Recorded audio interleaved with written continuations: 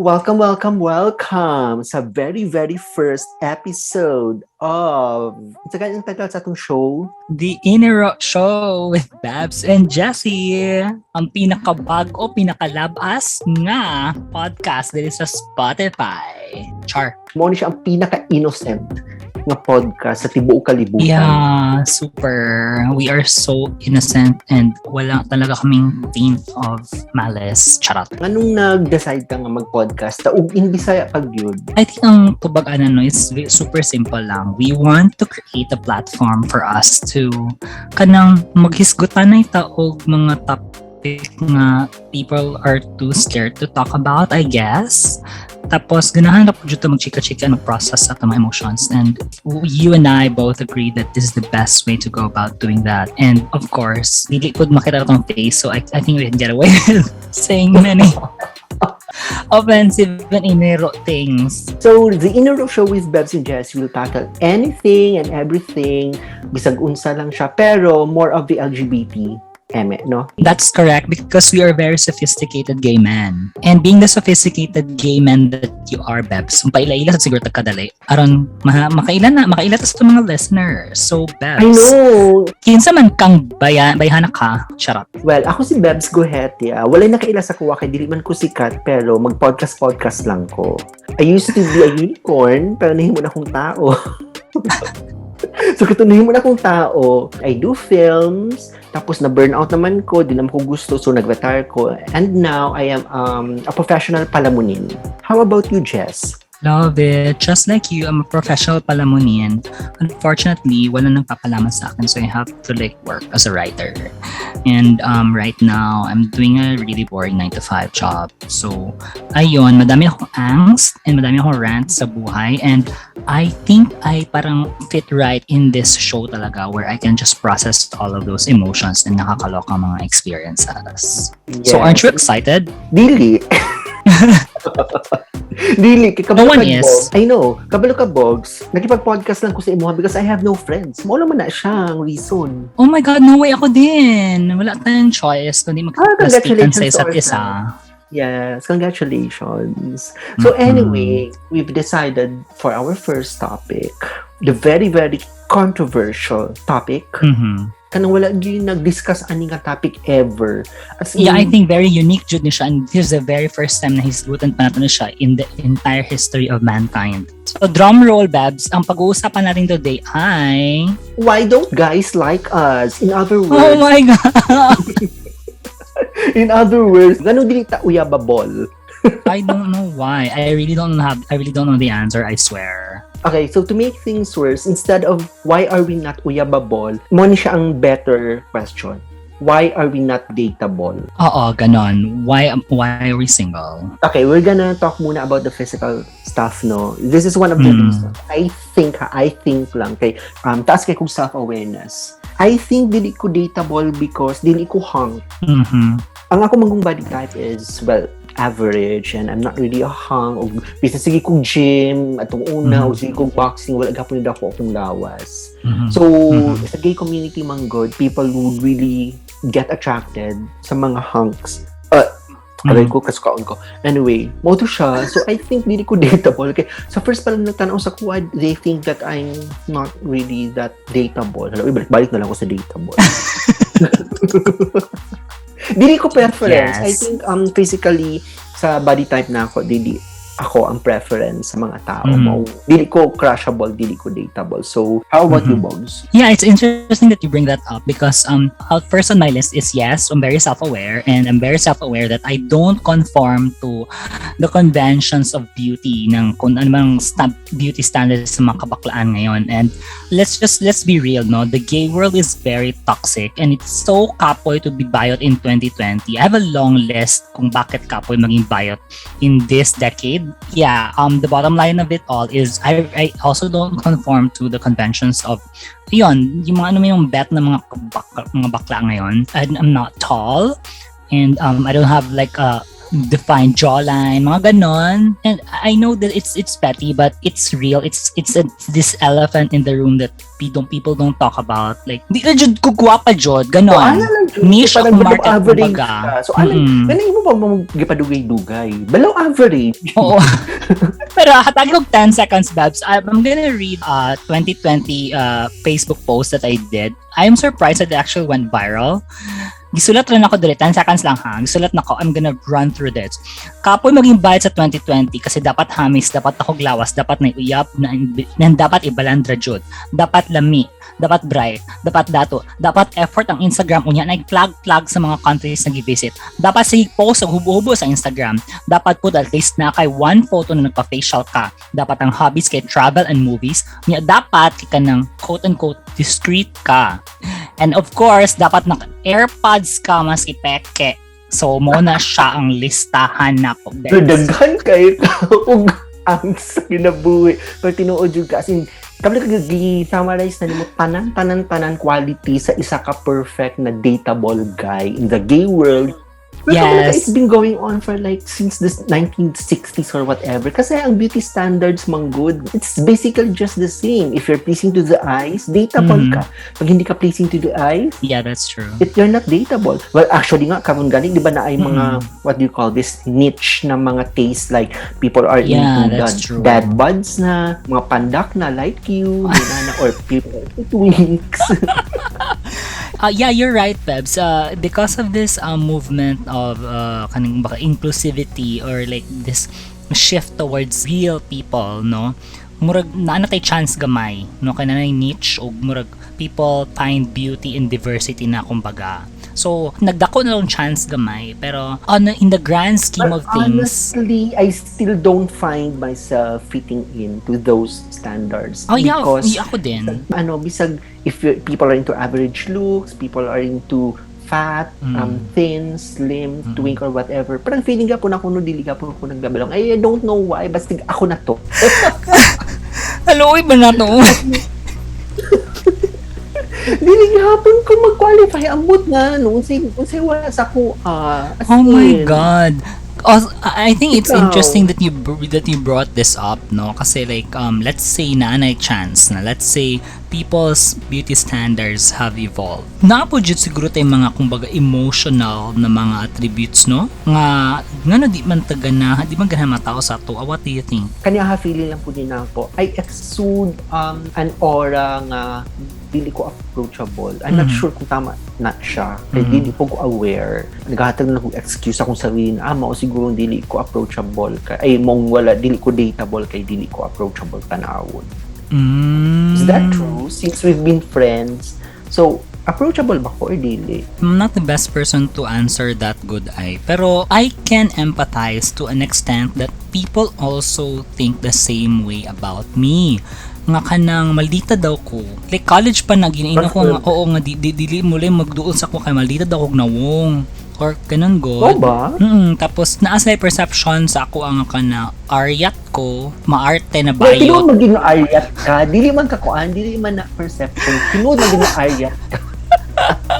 Tinuod bijud bitaw pero kanang tama, people think na kanang maarte ako tapos kanang sosyalerang bakla na itsosera good na people don't want to have anything to do with me because kato maldita ko, arte ko, tapos I guess I'm really just giving off this I have a very strong personality, come off as very strong to some people na kanang di na lang sa mutuos ako Mo ba? So mo lang ginakuan ni mga vibe, gina-exude ni mga vibe. yeah, So and you I'm think not even doing not, it on purpose. So you think you are not dateable because you are exuding a vibe na aryat ka, pero tinuod siya. Pero worse, ka-exude kag vibe na social climber ka. Dili po.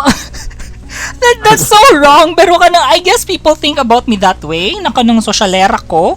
Now, I'm not even trying. Okay. I think people who have o parang a first impression of me tend to shy away from me. Kay nag-assume na sila ng ani ko yung anak ko.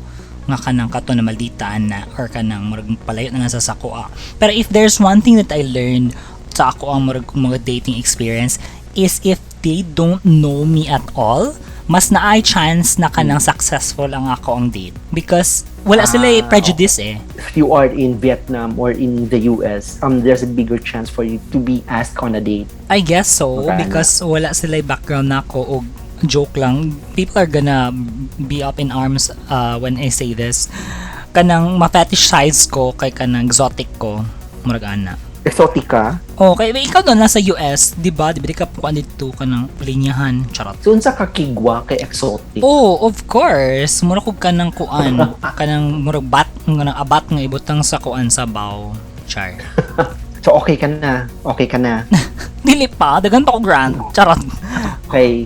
Ako, ang next na ako na feeling na ako, dili ko dateable. It's because sa akong sarili, dili ko aware kung naay nagkagusto sa kuha unless isulting ka sa kuha. And rare lang kayo ang moments na naay mag-approach sa kuha or magsulti sa kuha na, uy, gusto kita or whatever. And I'm not really sure why. Kanang nagaduol sa imo na mayong sila gusto kita kanang tinuod na or kanang mang-invite na sila og kanang MLM sa imo ha. Charot. Kuan, saan MLM? Wala kong kuan, uy, multi-level marketing man sa open-minded ka ba? Chara. Dili approach, flirt. Sige, flirt na lang. Flirt.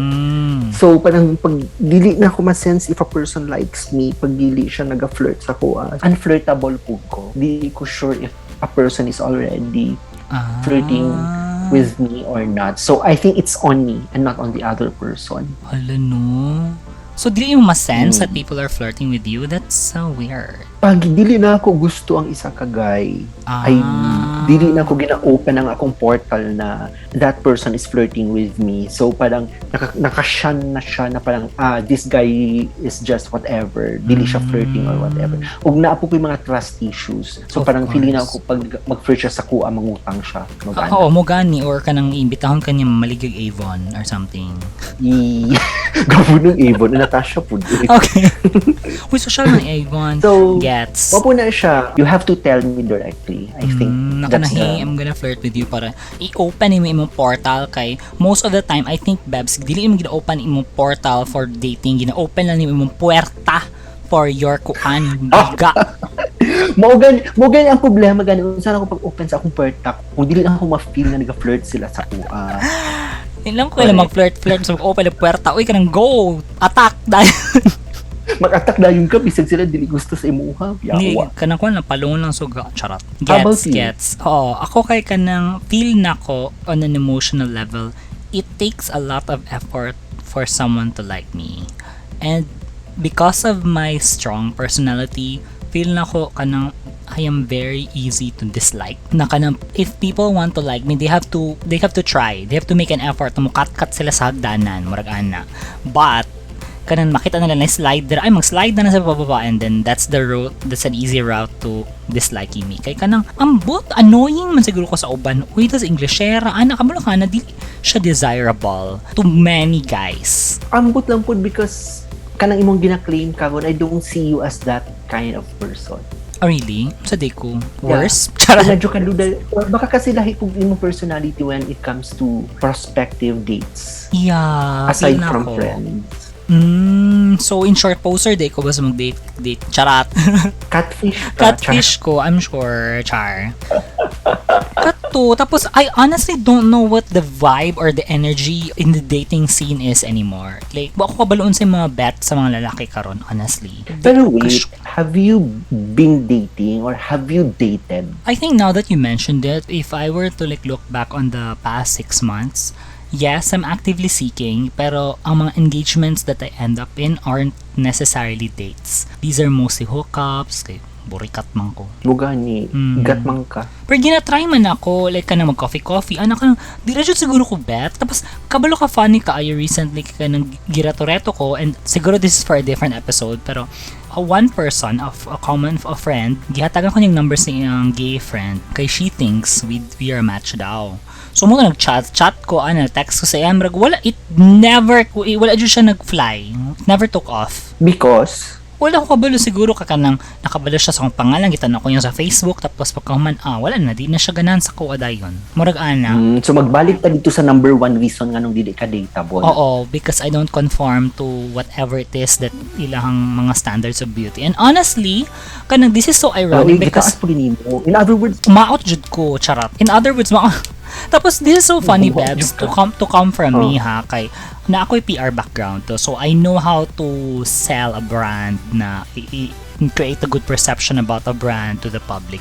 Pero ako mismo, di ko kabalo mabaligi sa akong self. Like, I don't know unsa akong perception sa public sa ako. Diba, it's so funny that na ako ang murag na kanang kumbaga imaging na kanang specialization sa akong work. Kaya di ko kabalo mag-project sa akong self mismo sa social media. Like, kasi effort mo pagod ka, you know? Like, you know, you have to post in Instagram, you have to do this. It's so fake. It's all fake to me. And I know the process because I'm PR. That's what I do for a living. Murag, diba? Kanang fake Jude. Char. Gani, pero we have to go back dito sa number one reason kung bentable ka ba or kung saleable ka ba. Kasi kung saan mo hubo sa Instagram, kung dili ka saleable, mubalik ka punta sa number one reason nga, maot jud ta. Maot jud ta. Maura jud na ang bottom line ng podcast episode na ni. Goodbye, thanks for listening. Charot. Diba? Dito man hapon mag-end ang tanan nga. Yeah, that's true. Dili ta attractive enough. Bisag nabelong pa ka sa category nga kuan ugly or super duper ugly. Wala hindi naghapon ka magbelong sa super duper ugly kay undateable jud ka. No, kani mo different jud ta na category mo kumbaga we are a league of our own. Kana di jud ma-comprehend ang ato ang pagkamaot. Correct. Correct. So I think scientific breakthrough ni siya atong discussion, Bebs, no, and this deserves to be put in ako research paper nga na ay bagong category dapat kamaot. So tiyan bitaw tika nga maulag din ang pinaka first topic nga kuan nga discuss ever sa kuan sa Spotify Landia. Yeah, oo. So mo gyud ni siya murag breakthrough ni siya not just in kabayutan but also in sociology. So I think the social scientists will be parang all over us in the next few days. Pero on the bright side, Bebs, no, I think ang ato ang strength is kanang self-aware ta. And do you think that people are attracted to people who are self-aware? Even if I am self-aware, naingunan na, I'm still not doing something about it. Wala, ginapabayaan lang na ako siya. Mga hatod karon, undateable gihapon ko. Kasi dapat kung self-aware ka, dapat na proactive ka, na dapat na ang tayo buhaton para ma-remedy or makunaan ang void. Naamo kay other friends pod who feel the same way about themselves. Yes. Yes. Ang ilang mga mga thoughts pod about how they feel and how they look at themselves when it comes to dating. Ano sila, parang, well, at least manggod ang self-awareness nila, like us. Ako di naman ako nagawalo about it, nang nalilid ko nagkakuan, ginahilakan ako siya, na parang, okay, moagi lang siya. Kaya makahook up lang maghihapon ko, chart. Love it. Bisag dili ko dateable. Diba? Bisag dili ko dateable, dili man po kuuga, so it doesn't matter. Magag-ana. Interesting. Ikaw, do you dwell on it? I think when I was younger, yeah, I used to dwell on it a lot, and then I ask a lot of questions. Like, naman I blame so many things and so many other factors as to why I am where I am right now. Nakita na ko no article online nga kanang, kining term nga undateable daw. It's just kumbaga it's a phenomenon that is a culminating phenomenon of 5 reasons. Kumbaga, being undateable is a result of 5 things coming together. Are you ready for it? Like what? Number 1 daw is your expectations are set too high. So, super simple lang. There are people who might be attracted to us but di lang dyan natin sila makitaan because our expectations are too high. Number 2, Hoy, kabalo ka, Bogs. Diba nagkita ta ng dinner ta the last night or the other night? Kabalo ka na siya kung nga naay nagsulti ka sa kuha nga naay nakakrush ako Hello, no, love it. As in, na-shock jud ko ha? Baby. Ako din, ang ma-shock po kung may nganan. I honestly don't know how to deal with compliments. Like, when people say something like, "Oh, nice lagi yung hair," or whatever, like balusan ako sila. Di lang Oo, ko nice hair. gitalapan lang ko kabaw or something like that. O, kung sabagay. Okay, dahil mag-data pa lang, ay, Sabagay. data ko, kung na din magka-crush ako, okay, feeling ko na ako, dili ko crushable, dili pa dyan ko dateable, o. Ako sad kay kanang ma-surprise jud ko honestly. Like kanang kuyawan ninyo ibuta man siguro ni siya. Na ako promise na atoy one time like I'm seeing this really cute guy like puti on chin ito like cute jud siya.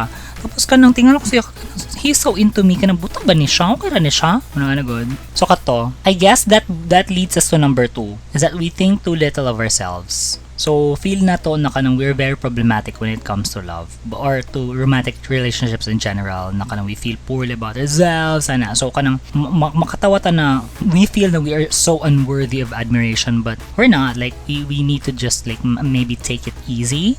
I think we think little of ourselves because we've gone through a lot of rejections. Na parang sa sobrang kadaghan na feeling nimo nga dili ka worthy of a person. For example, imong crush, dili ka niya crush. So nagadungag gani ang imong insecurity nga parang ay dili ko crush or parang ay gibasted ko, ay parang walay nagaligaw sa kuwa. Maguna-una mo ka na ay kaya siguro ko date undateable because ingon ana.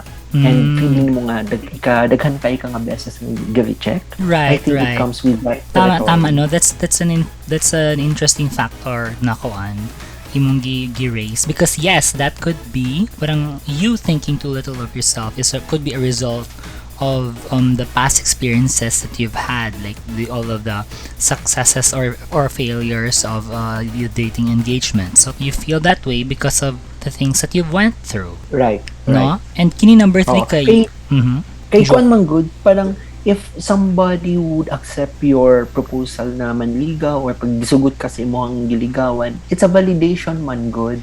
So parang pampataas good siya og confidence or parang pag mahibaw-an nimo na ay nakakasya mo ha. Feeling nimo na ay worthy di ay ko na is something that is akuan na crushable po di ay. Gets, especially sa gay community nga dali ra kaayo ang rejection. It's as easy as mangutot lang ka. Dali lang ka ma-reject. True. Diba? Yeah, very high. Very yet may mga bayot ay. Lagi very number judgmental. Char. Number 3 kay kanang you always rely on others daw. Na kanang I actually kind of don't get this one so much. I think it's validation pero ako I used to rely on others or even compare myself with others pero kamo dili na I've learned how to live comfortably kung unsa lang ko. Right. That's nice. Yeah, but I'm also like learning to get there na din. Pero na-confuse ako sa number 3 and number 4 because I feel like naga-intersect sila. Kini, you place too much weight on dating. Although nakasulat rin na yes, dating is a beautiful thing but you also need to acknowledge that you are a whole person by yourself. So kumbaga ang yung point lang kay just need to be yourself and mulat ka na when things kanang fall into place and maabot ra po jud ang date nimo. So if you don't do that enough, dili maabot mo date, murag ana ang point. I know a lot of people nga serial daters. Oh, really? Parang Sana if this date doesn't work, mogani, if this date doesn't work, he will jump into someone else. So parang nakunibaw na isa ka magkabarkada na they have dated each other and one another. Oh my God, as in. Tapos naging magkabarkada na lang sila, which is very common in Manila. Na yun na mga clique. It's even na sila mga past or mga exes sila or nag-date sila tapos hindi na-work ang dating nila. Naging barkada na lang sila. Mga nagibuhat na kuan ng dating, mga na siya gibuhat na sports, charap. Sport. Mag-ana. Parang natural lang nila. Activity, charap. Samtang kita maglisod gani makipag-date, makipag-date. Sila kay kanang mura lang sila kumbaga naga-browse sa library na kanang di na ko ni bet na books ay gunitan lang nako pero kanang dagan pa akong choices niya kita ang mga bata sa Africa na walay book. Char. Gani. Next, what's Tapos number 5 is you're just not ready for a relationship. That's it. It's super simple. Wala ka na, you're just not ready. Pero ako gina-contest na ko ni. Sige, ikaw, go ahead. Gina-contest na ko siya kay you will always be not ready. Oh, I like that. kuan bisag na diha ang opportunity for a relationship, we will always be not ready. Right. Di ba? Mm-mm. Ang uban man good feeling nila having a date or having a relationship is a task na dapat i-complete or parang para siyang void filler, which is not. Gets. People go on serial maunang people go on serial dates. But actually, Bogs, kabalo ka, until today na naisipan nato ni nga topic about why we are not dateable. Dili kay na ko ginahuna na I am undateable. Parang I've been passed through that na phase na. As a person, I'm not really into relationships. Pero wala na ako nag-dwell on the reasons why I'm not dateable. Manakag-dwell, ana. Wala na akong dwell, ana. As in, wala na ako sa zen char. Love it. Sana all. Ako sa plateau na parang, okay, whatever comes. Basta dili lang ko mauga, okay na ko. Yeah, I think, no, that nice na siya na state of mind. Murag sustainable siya. Hindi nakasig ka ng agonize bang ka ng, hindi ka mag-self-pity kay ka ng single ka ng, wala, you're just chilling and then kung na, kung wala, diba? That's such a nice way to put it. Pero ako, ang yeah, I'm in that situation right now. You are in a situation right now nga unsa? Nga katunga ka ng keber lang, you just wait kung wala. Hindi, wag pilitin. Ganon. So, dili na ka ma-hurt pag, for example, kay gusto ka nga tao, tapos gina-approach ni mo siya. Dili na. And I don't even try anymore. To reject ka. Okay. Ay, napaday ko isa ka reason, Bogs. Ang isa pud ka reason nga feeling ako dili ko dateable is wala ko'y guts and courage to tell the people I like or the person I like na gusto na ako sila i-date. Ano man? Tapos, na ako'y crush, suplada po ko sa iya. Sumupo po kong teenager. Oh my gosh, kuan na lang siya ka nang mag-flames na lang sa ka bago ka magkuan. To check kung Julie na Marvin na lang kuan. Oo, yeah. Na ako'y butterfly na hair clip diri. I think isa po sa reason nga nung dili ko dateable kay na ako'y gin-exude na pag-crush na ako or pag gusto na ako ng isang tao, pabebe ka ako, dilip na ako siya. Dili na ako masulti. Dili na ako masulti sa iya. Ako kay kana I know I can't afford to be pabebe because kanang be ako desirable. So I just like ako is lately what I learned to do is I just lay down my cards. All my cards para alam niya ano ang feeling ko, ano yung intention ko, anong direction na gusto ko. And kung di niya bet, fine, I'll people pack up, let's go, move to the next one. Ano good? Like, i-treat na lang dyan ako siya as... Congratulations, amoa, at least nakay-guts. Ako kay talawaywit ba ayaw ko. Ayaw, i-face mo yung fear. Char. I think I just don't like getting rejected. Parang in some other aspects of my life, I am a risk taker when it comes to my art chart. When it comes to my art or a business or decision sa lahi sa ubang aspects of my life. But when it comes to the person that I like, dili ko risk taker nga magsulti sa akong na-feel kay hadlo ko rejections. Okay lang sa ko mag-fail, I just don't like getting rejected by the person that I like. Oh my God, I know that feeling. And if there's anything I learned about dealing rejections is that you get better at dealing with it over time. Tapos, kabalo ka, kaning number 5 ba na you aren't ready for a relationship, gina-contest na ko siya in the sense na di ko mo to una and not. Kasi kabalo ka na before the word manifesting became trending among the Gen Z. That's what I do exactly. College pa ko, like, sige ko visualize na this is what I want. Down to the very last detail. Wag yun na hitabo. So, uy, karang favoritism lagi ng universe. Ay, chat. Do you go back to the questions or the reasons nga nung feeling ni mo dili ka dateable when a certain date fails or a certain prospect fails? I lose objectivity. Kung all of the questions or the considerations don't cross my mind. So every time something doesn't work out, duhala ko maisip, I'm not enough or maybe di jud siguro right time, right place, right person. So dili na ko siya ipilit. Pero very dominant yung feeling na I'm not enough. And I guess that's what makes it really hurtful. Like personally, nakanang shock. So never enough. Never enough. Mubalik jud ta sa kanang core message na to of this episode, and that is maot jud ko. Yes, I think maugin na ang number one reason. It's the only reason, no? Oo, at gipahaba pa natin, no? Pwede naman sigurong 30 seconds lang ang podcast. Sabihin natin, why are you not dateable? Well, makouyab ka. Alright, thanks for listening. Bye! Because I'm freaking ugly. That's it. Napakoy last. Feeling ako, dili ko dateable. Because if I get to know a person, instead of romantic ang kuan ako sa ila pagtanaw, I will automatically treat them as a barkada or igsuon. So parang mubalik ta dito sa mukalit lang kung naana lang ko wall na parang I no more romantic possibilities for this person. O gina-exude na ko siya. Ikaw nag-build Hindi na na ko siya verbal. Ha? Ikaw nag-build na wall or does it like just build itself naturally? It just builds itself naturally na parang na ako'y prospect. Tapos dili man jud ko strong enough para magsulti sa iya ha. Tapos magkaila-ila mi.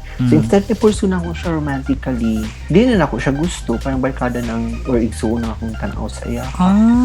So ikaw ang nag-build. Dili siya ka nang it naturally just puts itself out there.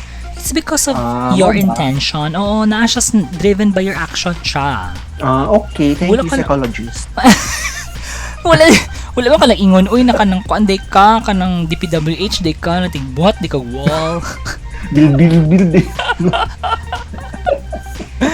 Hala, no, pero interesting siya na phenomenon. Wala pa na ako na-experience, pero I think others do that to me, but I don't do it to others. Kumbaga. Kay kuan siguro, tapos bisag dili ka verbal, na mugawa siguro na siya gid sa imong actions, no?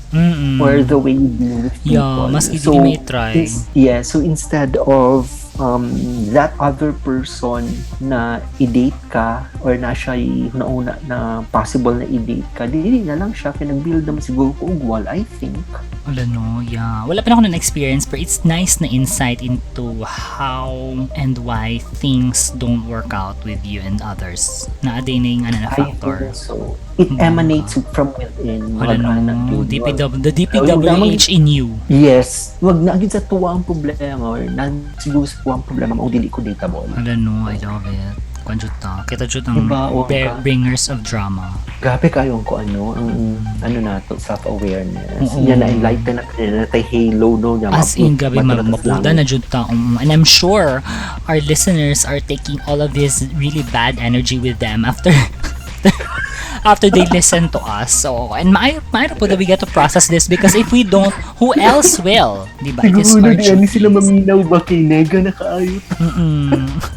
Pero sakto ra, you guys need to just close your eyes, take a deep breath, and take it all in because if these kinds of things don't go out there, then they will remain kanang unspoken. Char. True. O at least na sila natunan sa tuwa, diba? Tapos at least na sila ipagtawanan, diba? At magkasulti sila nga uy, at least di ang kitang pathetic na mga tao sa kalibutan. Ma-realize nila na sila po day. Na-realize nila na, ay, naapaday mas pathetic sa tuwa. So we don't have to really be so, you don't have to try. Oo, tama. What a very powerful first episode. And it definitely sets the tone. What would you what are your expectations after this? Pag na makadungog sa imuha na dugay na di nakakrush sa imuha niya, madungog ka. Wala siya nga, ay, di na lang di ko magkuhan, di na lang na ako ni-date si Jessie, paano pa naman ako i-date? Oh, i-blame ti ka. Ano man? I-blame ti ka because kanang you wrote me into this, charot. Kauyab nun tako nagpapag-podcast ko ni mo. Pero, eto one last question. Yes. Naadyo kay desire na dapat makadate jud ka or naadyo kay constant date that will lead into a serious relationship right now as in ang status sa imuhang mind right now. Unsa tong question? Wala ko gets. Yawa, taas kayo. Ilusog ka na lang maragdagan, it's too much to take in. Sige, take two. Unsa to? Question? Because of this podcast, no, na parang i-dissect na to atong mga sarili, i-determine nato kung say what's not clicking sa ato ang Okay. mga sarili nganong dili ta dateable nganong Okay. walay manghagad sa tuwa og date or Okay. nganong walay makakrush sa tuwa. Okay. Would you expect na after this podcast pag naay makadungog, do you think na naanay manguyab sa imuha? Siguro if they're the expect kind na- of people na maka-appreciate to self-aware na guys, then yeah, I guess there's a chance. Pero in general, kay kanang maglagot na ako'y feeling na kanang mas maglagot sila sa kuha kay kanang sa may siya sera lagi na siya ginapangunahan lagi niya ang others. Char. O tapos kuan ka mag-viral na pud ka for the wrong reason. Maglagot na po yung mga kabayutan sa ako, Di ba? Oo. Kasi ikaw na the most hated viral star. Well, I think I should keep that up, no? And maybe cash in on it. Like, itodo na lang na ako kung naglagot na sa daan sa kuha, ipadayo na lang. O mo gani. That's why we are That's why doing we're this here. podcast. Yeah, oo. So, para po maging inspiration sa ilaha ba or at least na sila is people na pwede nila katawan na oo. miserable pa kasi sa ilang kinabuhi, di ba? Yeah, and then they will remember us as the kanang kuan very offensive and very annoying na mga people, mga bayot sa bayot community. Yeah, niya arjet pagid kaayo. Or yet pa jud medyo gwapa, di ba yan? So, And so we've tackled a lot today and murag dugay-dugay po siguro mag-process of trauma ang atong viewers and listeners ani no. So tagan sa sila og mga 5 minutes to take a breather. pag feeling na ako, hindi sila maminaw sa bakit Sunod. namin kay kabutan. That's what you get. Muna siya ang mga kuan unique selling proposition actually. With that, Thanks everyone for listening. thanks for Sa listening. pag-antos, Actually mojo na siya. We thank them for bearing with us. There's more where all of this is coming from. So we'll see you guys in another episode of the Inireux Show with Bebs and Jesse. See you guys. Bye! Bye, mga bayot.